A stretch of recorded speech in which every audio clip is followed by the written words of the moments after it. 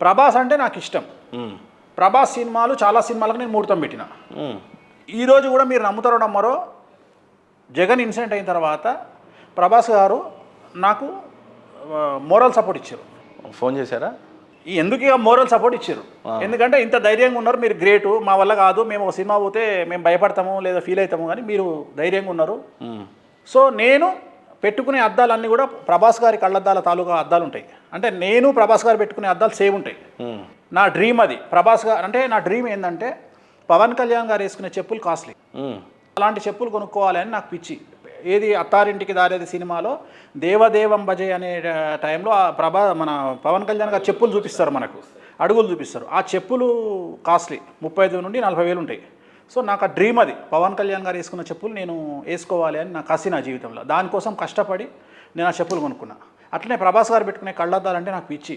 ఆయన పెట్టుకునే కళ్ళద్దాలు లైఫ్లో మనం ఇవి పెట్టుకుంటే మన జీవితంలో ఒక సక్సెస్ ఉంటుంది, ఎంజాయ్ చేయాలి లైఫ్ అని నేను అవి కొనుక్కున్న తర్వాత ఆయన కూడా నన్ను కామెడీ చేస్తారు, నాకంటే మీరే ఎక్కువ వాడుతారు కళ్ళద్దాలని. సో నేను అనేది ఏంటంటే ప్రభాస్ గారికి నాకు ఉండేటువంటిది, అట్లనే ఇండస్ట్రీలో నాకు వేరే వాళ్ళకు ఉండే రిలేషన్ అనేది చాలా ఎక్స్ట్రీమ్ ఉంటుంది. సో అది సమాజానికి తెలియాల్సినటువంటి అవసరం లేదు. ఇప్పుడు ఎవరితోని ఎట్లా మాట్లాడతాము, ఎవరితోని క్లోజ్ ఉంటాము అనేది నేను చెప్పుకోను కదా. నాకు చాలామంది ప్రొడ్యూసర్లు, చాలామంది డైరెక్టర్లు, పొలిటీషియన్స్ నాకు చాలా క్లోజు. నేను అందరినీ రివీల్ చేయలేను కదా, అందరి విషయాలు సమయం వచ్చినప్పుడు రివీల్ కాబడతాయి, కానీ అంతేగాని నేను చెప్పలేను కదా. బట్ దీన్ని వ్యక్తిగతమైన ద్వేషం కింద కన్వర్ట్ చేసుకుంటే అది ఎట్లయితుంది? బట్ ఎవడన్నా ప్రభాస్ గారు అంటారా మిమ్మల్ని? ఆయన బేసిక్గా డార్లింగ్ అంటారు, డార్లింగ్ స్వామి ఎందుకు ఇలా నన్ను ట్రోల్ చేస్తున్నారు? అస్సలు ఆయన ఏమంటారంటే ఆయన మన గురించి మంచిగా చెప్తారు కదా అంటాడు. ఇది కాషన్ కదా అంటారు. ఇప్పుడు డాక్టర్ దగ్గరికి పోతే, పేషెంట్ డాక్టర్ దగ్గరికి పోతే నీకు హార్ట్ ప్రాబ్లం ఉంటే హార్ట్ ప్రాబ్లం ఉంది, బీపీ ఉంటే బీపీ, షుగర్ ఉంటే షుగర్ ఉంది, క్యాన్సర్ ఉంటే క్యాన్సర్ ఉంది, లివర్ సిరోసిస్ ఉంది అని మొదలే చెప్పి జాగ్రత్తలు చెప్పాలి. నేను కూడా అదే కదా నేను చేసేది. ఇప్పుడు ప్రభాస్ గారికి హెల్త్ బాగాలేకపోతే మీరు ట్రీట్మెంట్ చేయించుకోండి అని చెప్తున్నా, సినిమాలలో జాగ్రత్తలు తీసుకోమని చెప్తున్నా, కానీ తీసుకుంటే బాగుంటుంది అనేది.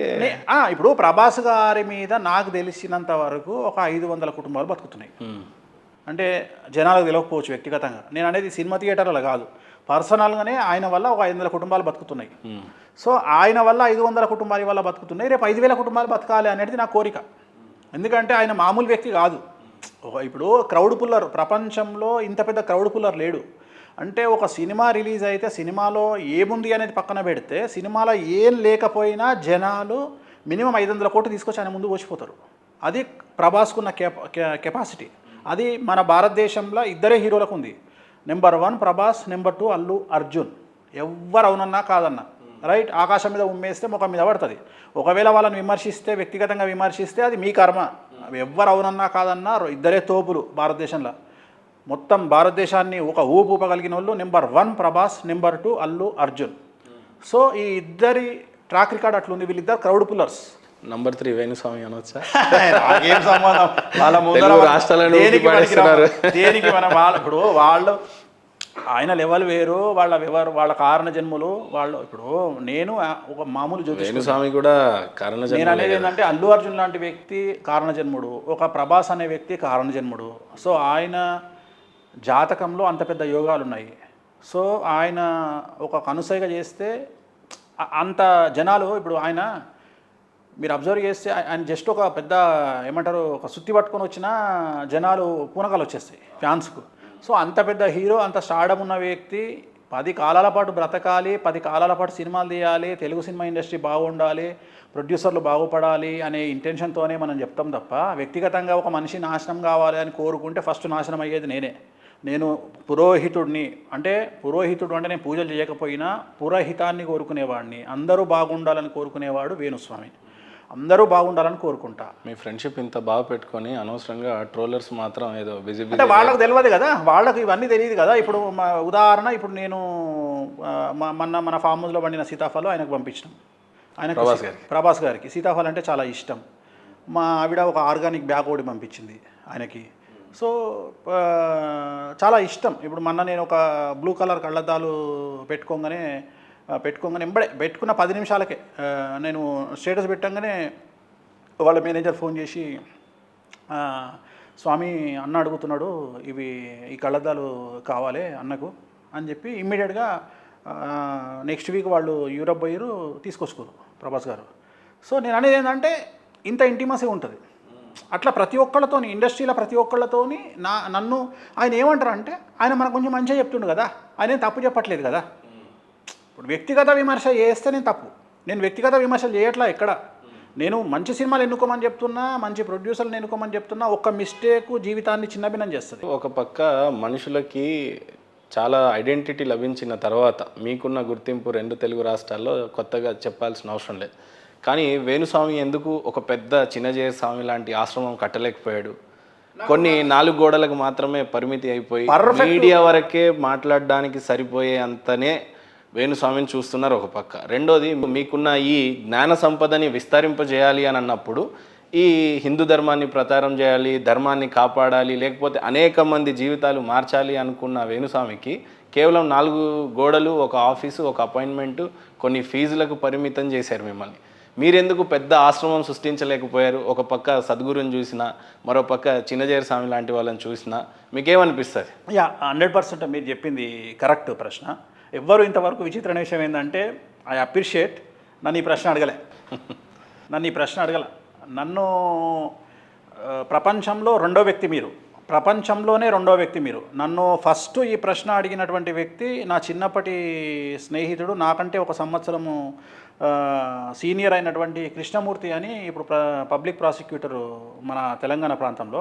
తను అడిగింది ఈ ప్రశ్న, ఎందుకు ఒక ఆశ్రమాన్ని ప్లాన్ చేయొద్దు అని చెప్పేసి.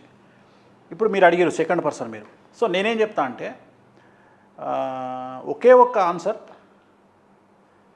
ఆ స్థాయి నాకున్నా ఆ స్టేషన్కు నేను సరిపోను. స్వామీజీ అంటే కొన్ని ప్రత్యేకమైన నిబంధనలు ఉంటాయి. ఆ నిబంధనలు, నియమాలు నా దగ్గర లేవు. నేను అల్ట్రా పాష్ ఆస్ట్రాలజర్. ఆస్ట్రాలజీ అనేది నా వృత్తి. నేను ఏ గుడిలో పూజారిని కాదు, నేను పురోహితుని కాదు, నేను ఊర్లో పురోహితం చేయట్లా, నేను గుళ్ళో అర్చకత్వం చేయట్లా, నేను జస్ట్ ఆస్ట్రాలజర్ని. ఆస్ట్రాలజర్ అనేటువంటిది, జ్యోతిష్యుడు అనేటువంటిది నా వృత్తి, రైట్. ఇది కాకుండా ఇతరత్ర నాకు 190 వ్యాపకాలు ఉన్నాయి. సో కొన్ని నియమాలు ఉంటాయి. అర్చకత్వంలోకి వెళ్తే మీరు ఎలాంటి తప్పులు చేయడానికి లేదు అక్కడ. అంటే మీరు కనీసం ఎంటర్టైన్మెంట్కు వెళ్ళడానికి కూడా నియమాలు అనేటువంటివి అడ్డొస్తాయి. అట్లనే ఒక స్వామీజీ అయితే మరీ ఘోరం ఏంటంటే, ఒక స్వామీజీగా మీరు రూపాంతరం చెందితే మీరు వేసుకునే బట్టలు కూడా మీరు ప్యాంట్ షర్ట్ వేసుకోవద్దు, ఆ కాషాయ వస్త్రాలే కట్టుకోవాలి. సో మీరు లగ్జరీ వస్తువులు వాడడానికి లేదు. సో ఇక్కడ వేణుస్వామి అలాంటి వైపు వెళ్ళకపోవడానికి కారణం ఏంటంటే, మనకు 2 రకాల విమర్శలు ఆస్ట్రాలజర్ను విమర్శించడానికి ప్రతి ఒక్క కుక్క రెడీగా ఉంటుంది. ఫస్ట్ది ఏంటి అంటే, వేణుస్వామి జాతకమే బాగుంటే వేణుస్వామి జాతకాలు ఎందుకు చెప్పుకుంటాడు? అవును, ఇది నెంబర్ 1. దీన్ని బ్రేక్ చేయడానికి నేను ఫస్ట్ లైఫ్లో సక్సెస్ అయి చూపించిన. అరే వేణుస్వామి అంటే ఇట్లా బతుకుతాడు, వేణుస్వామి లగ్జరీ లైఫ్ లీడ్ చేస్తాడు, వేణుస్వామి కడుపు నిండిన తర్వాత వేణుస్వామి తోపైనాకనే వేరే వాడికి సలహాలు ఇస్తుండు తప్ప వేణుస్వామి చెట్టు కింద చిలక జోషం చెప్పేటోడు కాదు. వేణుస్వామి ఆస్ట్రాలజీకి రోల్ మోడల్. వేణుస్వామి అందుకని అంత పెద్ద ఎత్తున ఉన్నాడు. అనగానే వీళ్ళు ఏమంటారు, వేణుస్వామికి అన్ని డబ్బులు ఎక్కడి నుండి వచ్చినాయంట, ఇవే కుక్కలు. మళ్ళీ అంటే మీరు డబ్బులు సంపాదిస్తే ఏడుపే, సంపాదించకపోతే ఏడుపే. సో జాతకాలు చెప్పుకుంటే వాని జాతకమే బాగుంటే ఎందుకు చెప్పుకుంటాడని మీరే అంటారు. ఒకవేళ వాడు బాగుపడితే వాడు ఎట్లా బాగుపడ్డాడు అని మీరే క్వశ్చన్ చేస్తారు. సో ఇలాంటి ఒక దీంట్లోనే ఉంటుంది తప్ప, నా ఇష్టం, నాకు బుద్ధి పుడితే గోవాకు పోతా, నాకు బుద్ధి పుడితే బ్యాంకాక్ పోతా, నాకు బుద్ధి పుడితే దుబాయ్కి పోతా, నాకు బుద్ధి పుడితే ఆస్ట్రేలియా పోతా, నాకు బుద్ధి పుడితే లండన్కి పోతా. సో నాకు అందరికీ స్ట్రెస్ బస్టర్స్ కొన్ని ఉంటాయి. నాకు స్ట్రెస్ బస్టర్ ఏంది, షాపింగ్ పోవడం. నేను షాపింగ్ చేస్తే నేను స్ట్రెస్ బస్టర్, నాకు రిలాక్స్ అయితే నాకు హైదరాబాద్లో కూడా నాకు చిరెత్తుకు రాగానే కార్ తీయమని చెప్తా, వెళ్ళిపోతా. సో నా ఇష్టం అది. నేను అనేది ఏంటంటే ఎంజాయ్ లైఫ్ను. బట్ ఎవరికైనా ఒక స్టేజ్కి వచ్చిన తర్వాత స్వామి, నేనంటూ ఎస్టాబ్లిష్ అవ్వాలి, నాకంటూ నేను పోయిన తర్వాత నేను కొన్ని ఈ తరానికి వదిలేసిపోవాలి. సో అందులో భాగమే ఆశ్రమాలు కావచ్చు, లేకపోతే ఒక సర్టెన్ ప్లేస్ కావచ్చు, దాన్ని ఒక ఆధ్యాత్మిక కేంద్రం అనవచ్చు, లేకపోతే మీ జ్ఞాన సంపద మీ కింద ఇంకొందరు శిష్యులను తయారు చేసిపోవటం అని అంటారు. అలాంటి బాధ్యతలు ఏం లేవా? దానికి ఆశ్రమాలు ఎందుకు? ఇప్పుడు నేను ఇండివిజువల్గా నేను చాలామందికి నేర్పిస్తున్నా. ఇప్పుడు నా ఒక సినిమా ఇండస్ట్రీకి సంబంధించిన ఒక అమ్మాయి ఉంది, తను చాలా ఫేమస్ అమ్మాయి. నా దగ్గర గుప్తంగా అంటే తెలియకుండా ఆస్ట్రాలజీ నేర్చుకుంటుంది. అట్లనే చాలామందికి నేను ఆస్ట్రాలజీ నేర్పిస్తున్నా. నేను చెప్పే ఆస్ట్రాలజీ పామర్లకు అర్థమవుతుంది. నేను భాష మాట్లాడే ద్వితీయాధిపతి తృతీయాధిపతితో కలిసి షష్టమాధితోని వక్రించి ఈ టైపు భాష నేను మాట్లాడా, డివోర్స్ అవుతాయి, బిస్కెట్ అవుతావు, యాక్సిడెంట్ అవుతుంది. సింపుల్ తెలంగాణ లాంగ్వేజ్ ప్రతి ఒక్కరికి అర్థమవుతుంది. సీదా ఇట్లనే చెప్తా తప్ప ఇట్లా అట్లనే జాతకం కూడా జనాలకు అర్థమయ్యే భాషలో చెప్పడమే కాదు, నేర్పిస్తే కూడా అట్లనే నేర్పిస్తా. అందుకనే నేను ఒక అమ్మాయికి నేర్పిస్తున్నా, అట్లనే 2-3 అబ్బాయిలకు నేర్పిస్తున్నా. సో దీనికి ఆశ్రమాలు ఎందుకు? నేను ఆశ్రమాలు పబ్లిసిటీ చేసుకోవడానికి లేదా స్వామీజీలు చాలామంది ఉన్నారు మన రాష్ట్రంలో, 2 తెలుగు రాష్ట్రాల్లో చాలామంది స్వామీజీలు ఉన్నారు. సో రెండోది స్వామీజీ వ్యవస్థ వాటిలోకి వెళ్ళాలనే ఇంటెన్షన్ నాకు లేదు. నాకు నా పర్సనల్ లైఫ్, నా భార్య, నా పిల్లలు, నా ఎంటర్టైన్మెంటు, టైం దొరికితే నా ఎంటర్టైన్మెంటు, నా లొల్లి, నా లోకం, ఇంతే తప్ప నేను ఖాళీగా ఉంటే ఏదో ఎంటర్టైన్మెంట్ పెట్టుకుంటా, ఖాళీగా 2 రోజులు ఉంటా, ఎంజాయ్మెంట్ ఏదో ఒకటి చేయాలి, అంతే తప్ప నా గురించి మీకు తెలుసు, ఎంటర్టైన్మెంట్ ఎంత లైఫ్ ఎంజాయ్ చేస్తారో నాకు తెలుసు. చాలా మంది ఆ విషయంలో కూడా మిమ్మల్ని రోల్ మోడల్గా తీసుకోవడం ప్రారంభించారు. మరి నేను అదే చెప్తున్నా, నేను ఒకటే చెప్తా, దుగునో జియా దుగునో అంటే ఒకటే జీవితంలో 2 జీవితాలని ఎంజాయ్ చేయండి. సస్తే రేపటికి 2, సస్తే రేపటికి 2. ఏమవుతుంది అంటే ఒక మనిషి చచ్చిపోతే ఏ మార్పులు ఉండవు. తెల్లారి 2వ రోజు అని చెప్తారు, అరే నిన్ననే పోయినరా వాడు అంటారు. ఇంతకంటే పెద్ద చేంజ్ ఏముంటుంది? గంట తర్వాత బాడీ అనేస్తారు. అది పక్కన పెడితే 2వ రోజు ఏమంటారు, అరే నిన్న పోయింది వాళ్ళకి 2వ రోజు అంటారు. అంతకు మించి పెద్ద చేంజ్లు ఏముండవు లైఫ్లో. సో నేను అనేది ఏంటంటే పేదవాడిగా పుట్టడం మన తప్పు కాదు, కానీ పేదవాడిగా సావడం మన తప్పే. సో మీ జీవితాన్ని మీరే దిద్దుకోండి. ఈ ట్రోలర్స్, సోషల్ మీడియా, లొట్టపీసు, లోకనాథం ఇవన్నీ సహజం. వీటికి భయపడే స్థితిలో వేణుస్వామి లేడు. వేణుస్వామి బియాండ్ దట్, దాటి దాటి దాటి దాటి ఎక్కడో ఉన్నాడు వేణుస్వామి. మనిషి బాగా సంపాదించిన తర్వాత ఒకటి బాగా కోరుకునేది మగపిల్లోళ్ళు అయితే, బాహ్య ప్రపంచం కాదు, మనకున్న ప్రపంచంలో చాలాసార్లు చూస్తుంటాం. బాగా సంపాదించిన తర్వాత మీ మీద మీకు కంట్రోల్ లేదని చెప్పేసి నేను ఆశ్రమాన్ని పెట్టను అన్నట్టుగా చెప్పినట్టే అర్థమైంది ఒకటి. రెండోది, నా ఎంజాయ్మెంట్ గోవా ఉంటుంది, బ్యాంకాక్ ఉంటుంది. ఇవన్నీ మనిషి జీవితంలో మగపిల్లలకి తను సంపాదించిన తర్వాత ఎక్కువగా అత్యధికంగా ఆశ ఆడపిల్లల మీద, లేకపోతే ఇప్పుడు మనకు ఒక శాస్త్రం ఉంది, కామం అనేది ఒకటి ఉంది.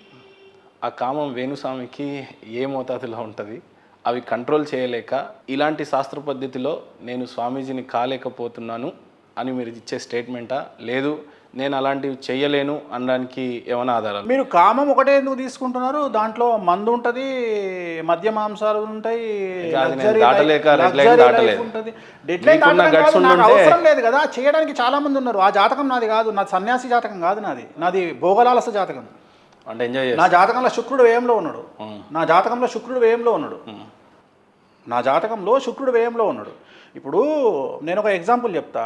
ఇప్పుడు ప్రధానమంత్రి లేకపోతే ముఖ్యమంత్రి అయినంత మాత్రాన ఎయిర్ ఇండియా ఫ్లైట్లో ఢిల్లీకి పోవచ్చు, ప్రైవేట్ జెట్ వేసుకొని పోవచ్చు. ప్రైవేట్ జెట్ వేసుకొని పోతే తప్ప? ముఖ్యమంత్రి కాబట్టి పోయిండు, ప్రధానమంత్రి కాబట్టి పోయిండు, రైట్? సో ఆయన భోగాల ఆలసత్వం అంటే ఆయన జాతకంలో రాజభోగము రాజయోగం 2 ఉన్నాయి, రైట్? ఇప్పుడు నా జాతకంలో రాజభోగం ఉంది, రాజయోగం కాదు. రాజయోగం అంటే ఒక మినిస్టరు, ఒక ఎమ్మెల్యే, ఒక ఐఏఎస్, ఒక ఐపీఎస్, వీళ్ళు రాజయోగులు రాజభోగులు 2 ఉంటాయి వీళ్ళకు. కానీ జూబ్లీహిల్స్ మాదాపూర్లో ఉండే వాళ్లకు రాజభోగులు అంటాం మనం. సో రాజభోగులు అంటే ఎవరు అంటే గజకేసరి యోగం అంటాం. గజకేసరి యోగం అంటే ఏనుగు సింహము కలిస్తే అడవిని రూల్ చేస్తాయి, అది గజకేసరి యోగం. బట్ ఇప్పుడు గజకేసరి యోగం అంటే గజములను మెయింటైన్ చేసేవాళ్ళని గజకేసరి యోగం. ఇప్పుడు ఏనుగులు అంటే ఏంటి? ఇప్పుడు Audi, range rover, rolls royce, BMW వీటిని ఏనుగులు అంటాం. ఎందుకంటే అవి మైలేజ్ 5-6 ఇస్తాయి కాబట్టి. సో వాటిని ఎంజాయ్ చేసేవాళ్ళను రాజభోగులు అంటారు. సో నేను రాజభోగిని.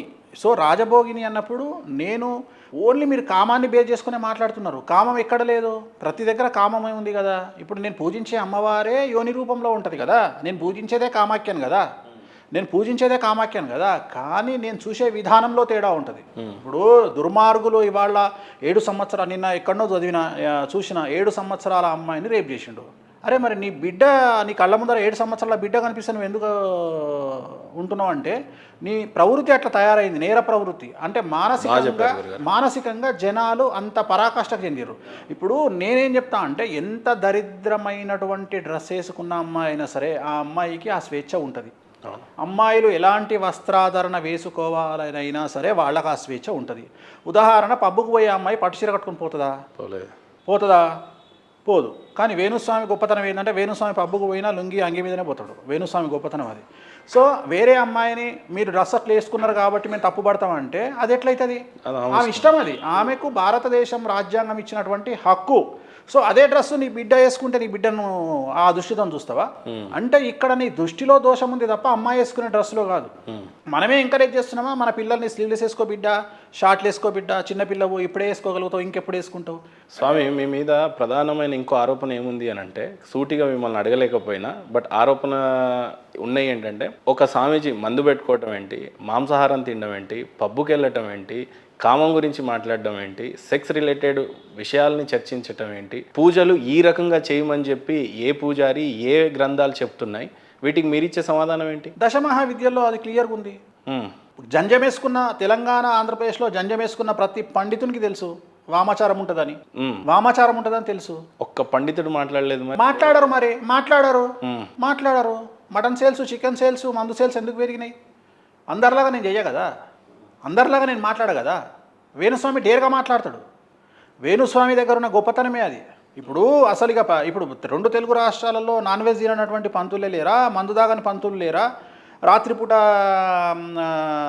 టోపీలు పెట్టుకొని జీన్స్ ప్యాంటు టీషర్ట్లు వేసుకొని మూలకు కూర్చొని దొంగతనంగా పబ్బులలో మందులు తాగే పంతులు లేరా? వేణుస్వామి అట్లా కాదు కదా. వేణుస్వామి ఏం చేసినా డేర్గా చేస్తాడు. ఇప్పుడు నేను అనే విషయం ఏంటంటే, పూరి జగన్నాథ్ ఆలయంలో పూజా విధానం ఎట్లుంటుంది అంటే, ఇక్కడ కూర్చొని మాట్లాడితే కాదు, పూరి జగన్నాథ్ పోతే తెలుస్తుంది. తిరుపతి దేవాలయంలో మీకు తెలుసో తెలియదో, తిరుమల కొండ మీద కొబ్బరికాయ కొట్టారు గుడిలో, తెలుసా మీకు? తెలుసా? మీకు తెలుసా? కొంతవరకు తెలుసు. కొబ్బరికాయ కొట్టరు అనేది ఎక్కడ కొడతారు అంటే అఖిలాండం దగ్గర కొడతారు. వెంకటేశ్వర స్వామికి ఎదురుగా మెట్లుంటాయి మనం కూర్చునేది, ఆంజనేయ స్వామి, బేడి ఆంజనేయ స్వామి అని, అక్కడ కొడతారు కొబ్బరికాయ.